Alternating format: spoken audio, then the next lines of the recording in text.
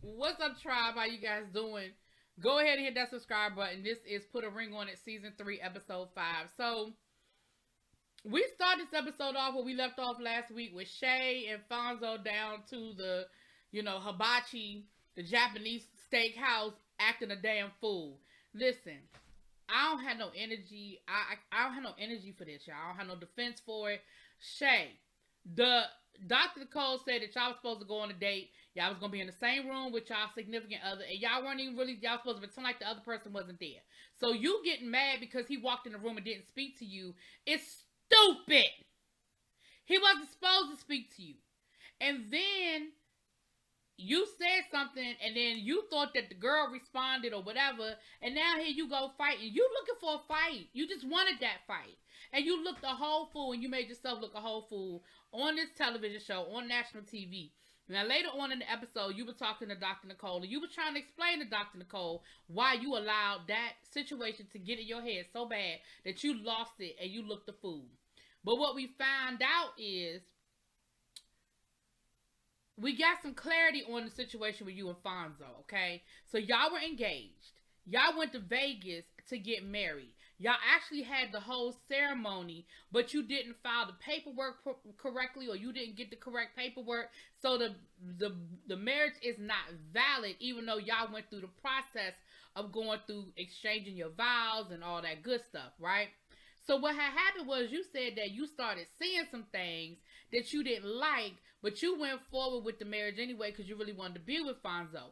But when that fell apart and y'all weren't legally married, you felt like maybe this was a sign that you were supposed to walk away. So you left for about 2 months, but then you missed him and you went back.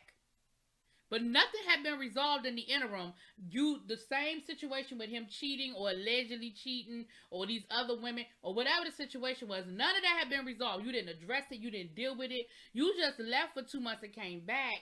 And now you right back where you started. She said they had a big engagement party. And now they right back where they started with you not trusting him and y'all not being married. Dr. Nicole basically, listen.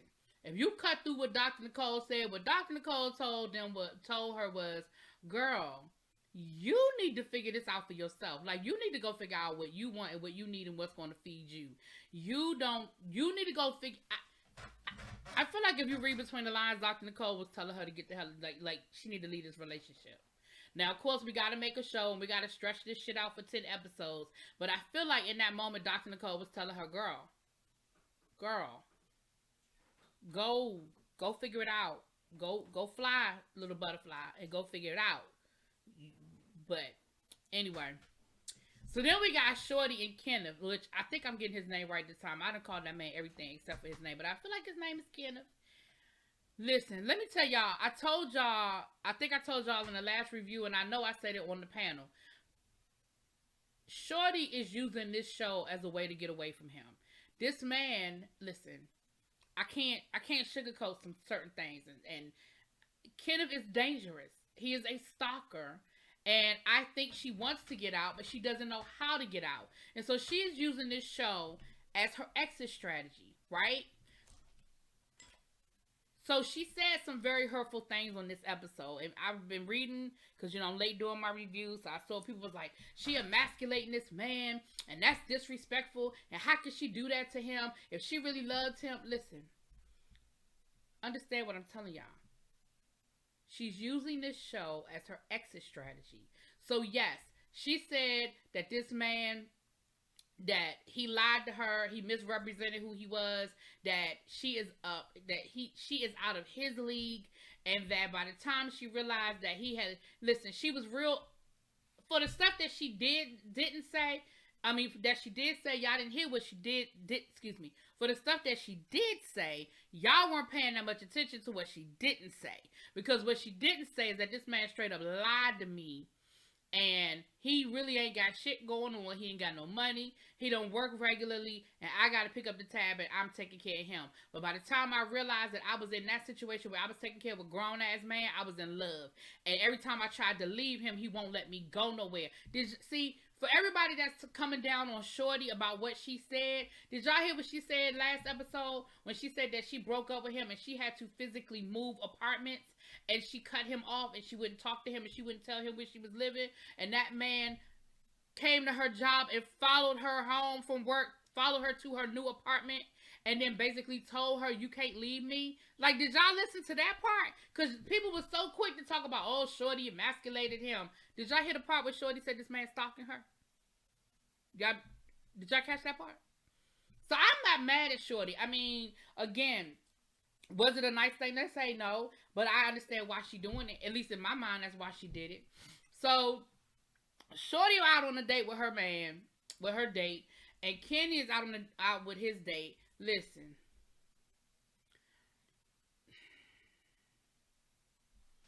Well, I had wrote their names down, child. Where I put my notes from yesterday, child. They're around here somewhere. But, because I watched this last night. Here you go, right here. Tavi is 35 from Florida. That was Shorty's date. And Santrell, she from Oakland and she 30. Listen. She think that she getting something from Kenneth. Did y'all hear Kenneth talking about, oh, he's such a workaholic and oh, he's doing this and he's doing that and he hustling so hard? That's the same bullshit that he fed Shorty when she first met him, and she believed it. So all of this, I'm a workaholic and I work so hard and I'm doing this and I'm doing that and I'm trying to sacrifice now for the long run and I'm just stacking my paper because I want to do this and I want to do that, is bullshit.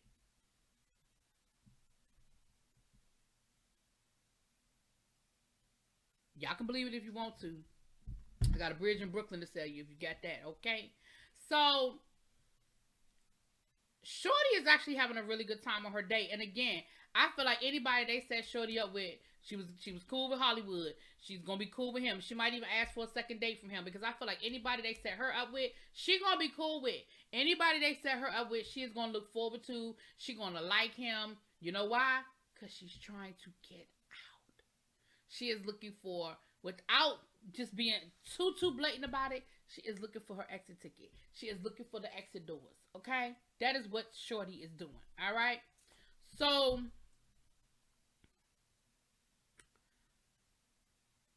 they're on their date, and like I said, Chantal, whatever the child name is, she's doing the whole, are you happy?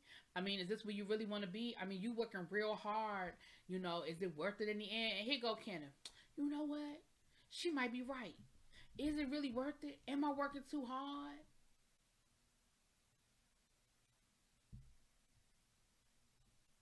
Bruh. She broke up with you before. What you... So now he acting like he actually having some second thoughts and he might be thinking about whether he should or shouldn't be in this relationship with her or not. Bruh. Sir. Go sit.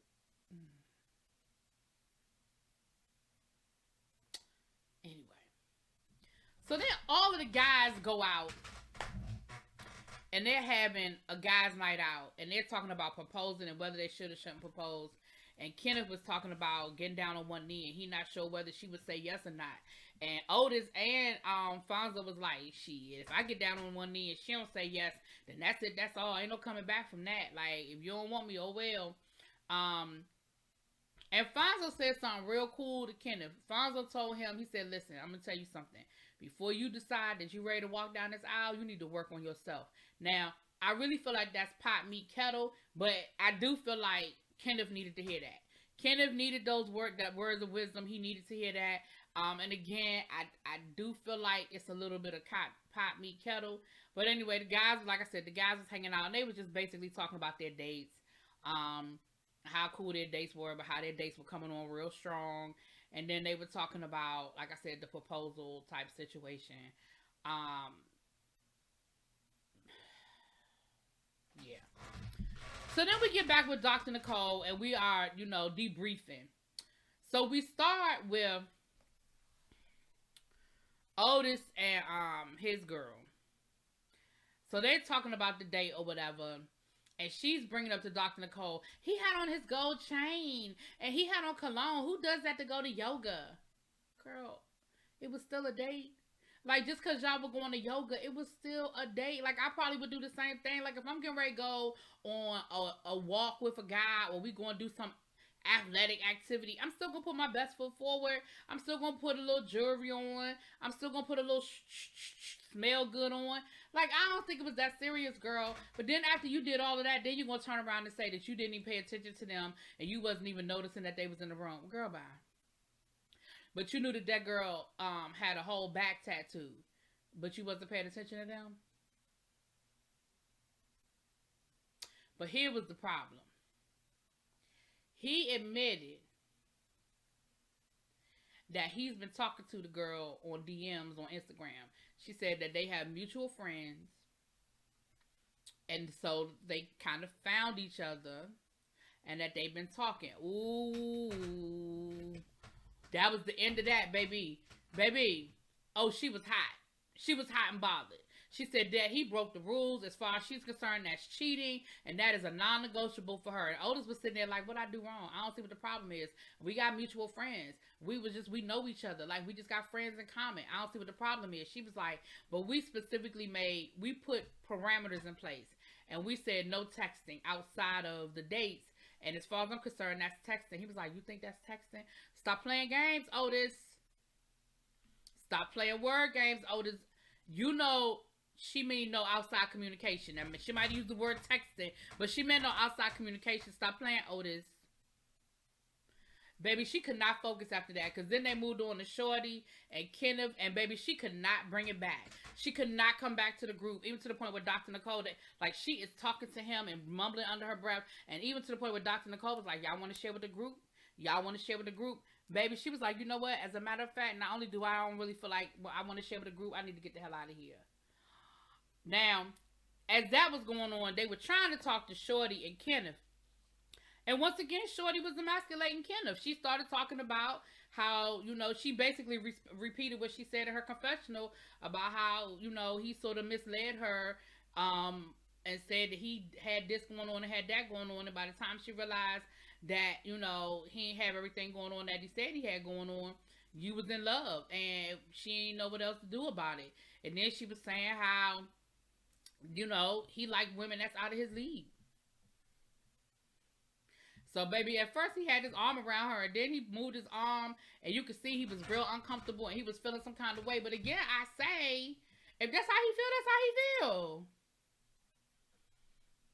If that's how she feel, that's how she feel. And like I said, at the end of the day, I really think it just boils down to she is trying to get out. Now, I'm not saying that she...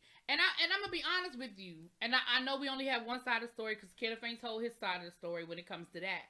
But if she did try to get away from him and he won't let her, then I'm not mad at her for being mean to him. Are the things she said mean? Yes.